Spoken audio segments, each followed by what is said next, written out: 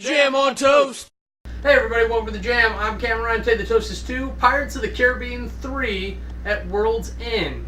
Okay, so the short sell on this one is that the demigod Calypso, Davy Jones, Will, Elizabeth, Jack, Barbossa, the East Indian Trading Company, and the Pirate Council all are contending for their lives and control of the high seas. My love it for this one is Jack's madness in the locker, especially where the rock crabs are following him, and I don't know where you get the inclination to lick a rock. It's just amusing. My hate it for this one is at the end, there's a good half hour of epic battle going on, and they constantly break from it and do something else. Even the most notable is the marriage thing. No, let's just have a cool battle that you paid all that money to do, not ruin it with crap. The MVP for this one is Johnny Depp as Captain Jack Sparrow. I fought this one, but there's so many epic level characters in this, and they all contribute so evenly, and honestly, because this is kind of Jack's story at this point, he definitely owns it and notably overcomes it. He stops being as goofy, and he kind of goes into the heroic. But let's get on to the categories. Aesthetics. I want to say this is every bit as beautiful as the first. You get the great ocean scenes, the boats, the piratey stuff, pretty people, details, etc.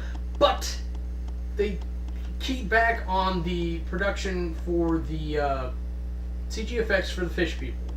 And I don't know if it's because they were bouncing back and forth and they weren't the only antagonists, or if it's because they were just like, well, they get it. It's fine. Because we do. And it doesn't have to be super detailed. But when those scenes come up, I wanted to have that, and it's just less muchness. Aesthetics gets a 94. Character development.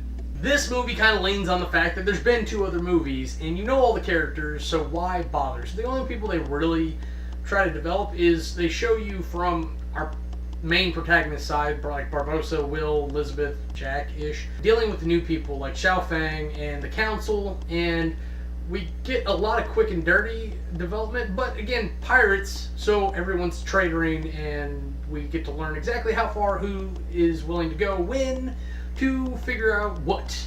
And yes, it's that confusing. Character development gets an 85. Storyline. This story is pretty much a continuation of the second movie. I think if they could have got away with making a 4-hour movie the second time around, they would have done it. But Disney knows enough to know not to do that, because you don't make as much money, because no one wants to sit for 4 hours, theoretically, and watch pirates. Granted, I shotgunned all 4 movies while I was doing other things, of course. Storyline gets an 88. Compulsion. I love these movies because they're a great movie that I don't have to pay attention to them all the time. I can do it in other things. I can have it on the background. I've seen them so many times that I know them pretty well. I just need the memory jog from some audio, and I'm pretty much watching the movie in my head anyways.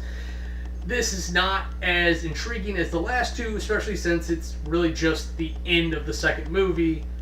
Granted, there is a lot going on, but I think they definitely put some filler in there to help spread it out into a full-fledged movie, and it may have hurt it. Compulsion gets an 85. Now, if you total all that up, you get an average of 88. For my review, I gotta say this is understandably the worst of the first 3 movies, and I honestly thought they would have stopped doing it after this one. But apparently they had already started writing other stories that we're still working on today. So, sure enough, we got a 4th movie. I can't say anything else about this that I haven't said about the first 2 movies, so that's it for me. I'm Cameron. If you don't like me, bite me. If you want to see anything else we're up to, go ahead and click the annotations, and they'll take you to our other channels.